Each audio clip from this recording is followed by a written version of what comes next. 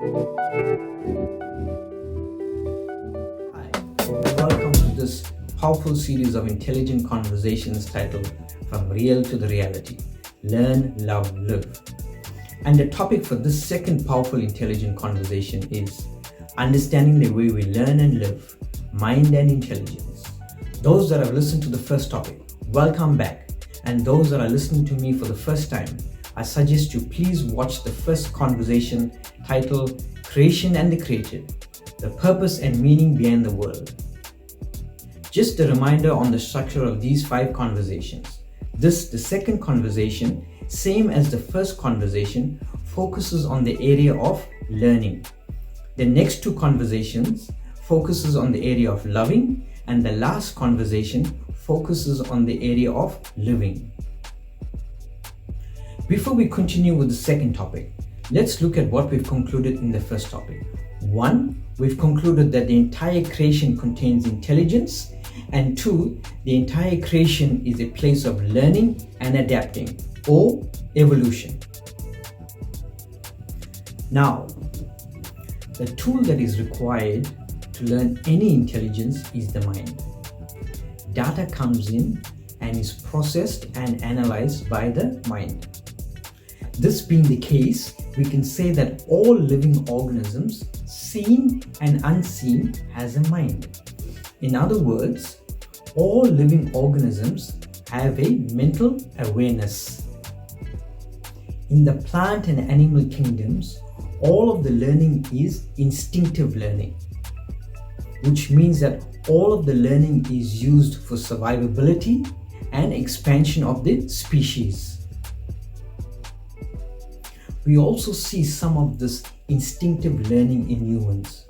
From the point of being a single cellular organism and slowly expanding into the highly complex infant, this is a period of powerful instinctive learning in humans. In fact, the human body by itself, being a direct product of nature, has all the inbuilt instinctive habits of nature. Let's look at an example to understand this a little better. Plants and animals do not consume more food than that which is required. Otherwise, it becomes detrimental to the survival of the species. We also see some of this instinctive behavior in humans too, especially during the infancy stage, early infancy. You cannot feed the baby more food than that which is required. Its body will reject it. We've seen it and we know it. Now, let us look at the way the mind makes decisions and forms a resolve. And we've all agreed that all living organisms, including the microorganisms that you and I cannot see, such as viruses, has a mind. Just a brief point on the way viruses learn. We know that viruses are becoming more and more resistant to the modern day antibiotics and antidotes. And this proves that viruses too are learning and adapting. Now, coming back to the decision-making process of the mind. Data is presented in the mind through the sensory organs or from the subconscious mind. This data is analyzed by an intelligent faculty in the mind referred to as the faculty of intellect. This faculty of intellect, which is a part of the mind, uses other powerful tools within the mind, such as memory and the power of analysis, to make decisions and resolve. Most decisions are made based on memory, and when there's no memory of an experience, then the power of analysis kicks in to make a decision or a resolve. Please remember that evolution is about expansion, and expansion is about continuously learning and adapting. And a big part of learning and adapting is trial and error. All species go through this process of trial and error learning. And sometimes if the organism gets the trial and error learning wrong, and if it doesn't have the ability to adapt fast enough to the learning, it dies. And if the organism or species is robust enough to adapt to this change, it learns this change and it stores it into memory. This type of learning happens in the plant kingdom, the animal kingdom, and the humankind. If you think about this carefully, you can't imagine how many organisms had to sacrifice themselves so that their group or their species can learn from that event. Let's take an example to better explain this. The food that we have today. A lot of people before us had to try that food to prove that it is safe so that today we can consume that food. And I'm guessing that at some point someone would have got it wrong so that we can learn that that food is poisonous. And this trial and error learning is part of the entire learning and adapting and evolving process in the entire creation. In terms of adaptation, humans are the most adaptive. We have the most powerful and highly complex central nervous system built within our system, followed by animals who also have a centralized nervous system but less complex. And last is the plant kingdom. Plants don't have a centralized nervous system.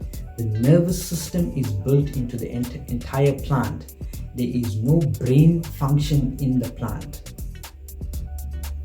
The plant kingdom being the least adaptive but the most robust, and because it provides food for the other two kingdoms, nature has ensured the survivability of the plant kingdom by making sure that it covers the widest area on the planet. Mankind, in terms of our intellectual capacity, mankind is way ahead of animals and plants, and that's because of our highly evolved and complex central nervous system, which includes the highly evolved brain. What does this highly evolved centralized nervous system gives us? It gives the intellect in mankind a sense of individual identity. This is the individualism in every one of us. Animals and plants don't possess the sense of individual identity or individualism. In other words, more evolved the centralized nervous system, more evolved is the intellect.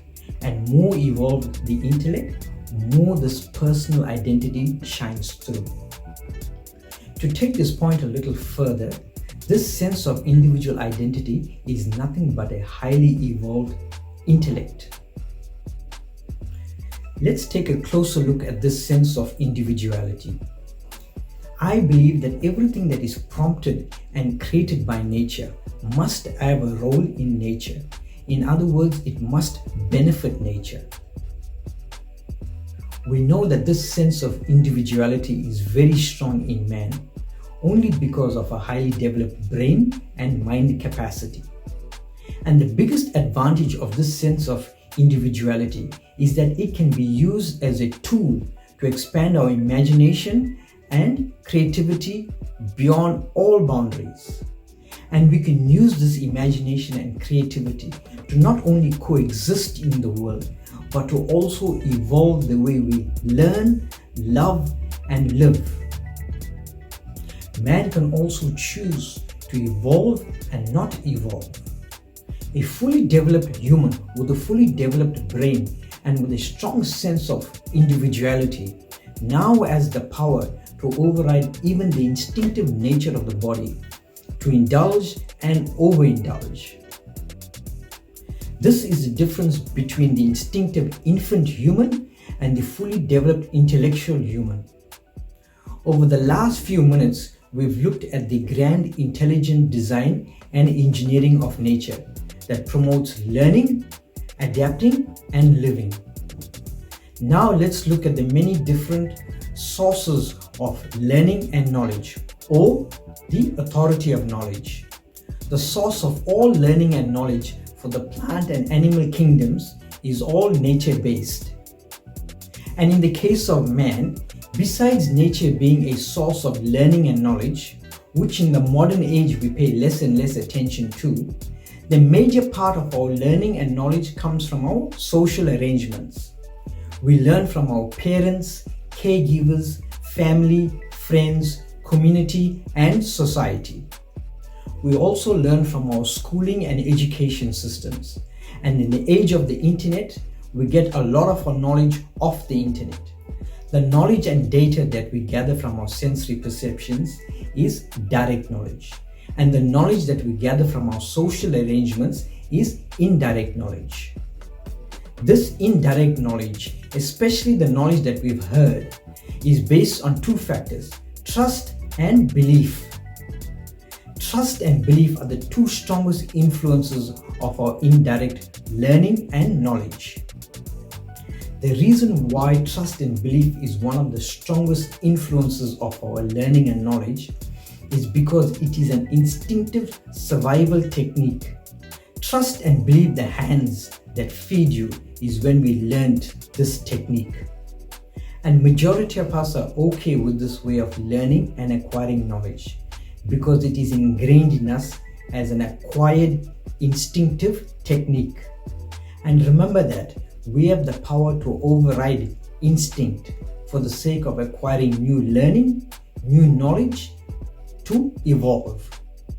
Nature, through the process of evolution, has granted us mankind the power to not only override instinct, but using the same power to override anything and everything that goes against learning, loving, and living, or evolution.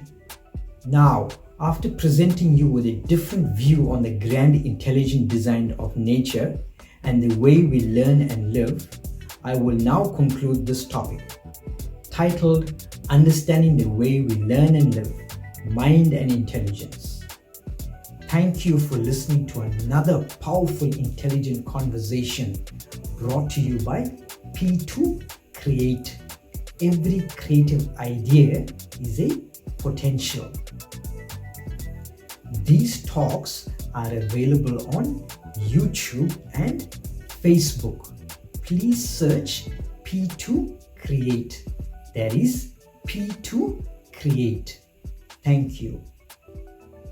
If you feel that these talks have benefited you in some way and you would like to see more content from me, then please support me by becoming a patron on patreon.com/P2Create.